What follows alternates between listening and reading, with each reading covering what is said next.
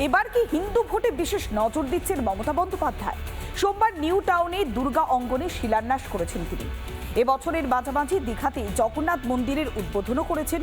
শিলিগুড়িতে মহাকাল মন্দিরের ঘোষণাও করেছেন।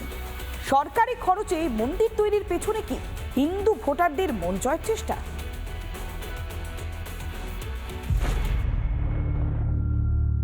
জাগো মা, অশুভ শক্তির বিনাশ করো, অসুরদের বিনাশ করো।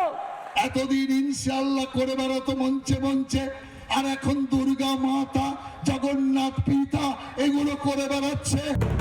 ফের রাজ্যে সরকারি খরচে মন্দির। এবার নিউ টাউনে বিরাট দুর্গা মন্দির তৈরিতে উদ্যোগী মুখ্যমন্ত্রী।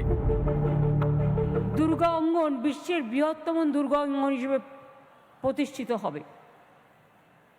দিনে 1 লক্ষ দর্শনার্থী আসতে পারবেন এখানে। জগন্নাথ ধামে আপনারা দেখেছেন কালকে 1 কোটি ছুঁয়েছে। আমরা এখানে টার্গেট রাখছি, যদি 1 লক্ষ লোকও দিনে আসে কোনো অসুবিধে হবে না। এবছরের অক্ষয় তৃতীয়ার দিন দীঘায় জগন্নাথ মন্দিরের উদ্বোধন করেন। এরপর শিলিগুড়িতে বিরাট মহাকাল মন্দিরের ঘোষণা করেছিলেন। সোমবার নিউ টাউনে দুর্গাঙ্গনের শিলান্যাস। দুর্গাঙ্গনের শিলান্যাসকে কটাক্ষ করতে ছাড়ছে না বিজেপি। মমতা বন্দ্যোপাধ্যায় পুরো আমাদের রেলের ব্যবস্থাটাকে আইসিইউতে ঢুকিয়ে দিয়েছিলেন। এটা আমার কথা নয়, এটা মমতা বন্দ্যোপাধ্যায় রেলমন্ত্রী, তার দলের থেকে যিনি হয়েছিলেন তিনিই বলেছেন। অপারেটিং রেশিও কি ছিল সেটা মানুষের জানা।